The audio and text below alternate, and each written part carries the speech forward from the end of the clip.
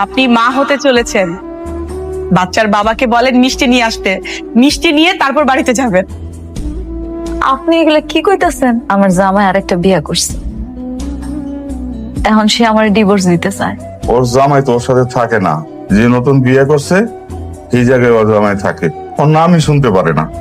আপনার মেয়ে তো প্রেগনেন্ট, এটা আপনারা আগে জানতেন না, এখন যেহেতু জেনেছেন আবার নতুন করে সিদ্ধান্ত নিবেন, চিন্তা করবেন কিভাবে কি করবেন।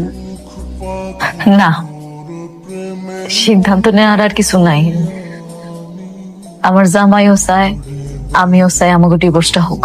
কিন্তু প্রেগনেন্ট অবস্থায় তো ডিভোর্স হয় না, দেশের তো আইন কানুনের একটা ব্যাপার আছে, ওইটা তো মানতে হবে। আপনাদের সন্তানের কথা চিন্তা করে আপনারা হাজবেন্ড ওয়াইফ আবার নতুন করে ভাবেন, এত তাড়াতাড়ি সিদ্ধান্ত নেওয়ার তো কিছু নাই। ভাবা ভাবিটার কিছু নাই আপা, যে মানুষটা আমার কথা একটা বড় চিন্তা না কইরা টাকার জন্য আরেকটা বিয়া করতে পারে, যে মানুষটা আমার ডিভোর্স দেওয়ার জন্য উইঠা কইরা লাগতে পারে, আমি কোন মুখ নিয়ে ওই মানুষটার কাছে যাবো? আপনি কোন? পৃথিবীতে তো এমন অনেক সন্তান আছে যারা জন্মের পর বাপ মা কাউরে দেখে না, তাই বলে তারা কি বড় হয় না, মানুষ হয় না?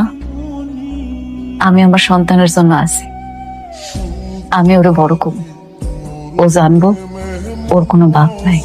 অনেকের বউ তোমার এই কাজটা দিছে, আমি কিন্তু ভাবছিলাম যে জেদের বসে তোমার শেষ পর্যন্ত সে কাজটা দিবই না। ওই একটা জিনিস বুঝতে পারছি না, কি একটা বস্তির ফকির নিয়ে তার কথায় এত বড় একটা ডিল হয়ে গেল। আচ্ছা, ওই অফিসের মধ্যে ওর কাজটা কি? আরে কাজ যাই হোক, তোমার তাতে কিছু জানা দরকার নাই। তুমি কাজ পাইছো, লাভবান হইছো, তাই না? তা ঠিক বলেছেন। আমার মনে হচ্ছে কি জানেন, অনেকের সাথে জেদ করেই কিন্তু ও আমাকে কাজটা দিয়েছে। আপনার এবং আপনার অনাগত সন্তানের জন্য আমার পক্ষ থেকে শুভেচ্ছা। ধন্যবাদ। আপনার মতো একজন কোটিপতি বস্তিতে থাকবে, এটা তো মানাই যায় না।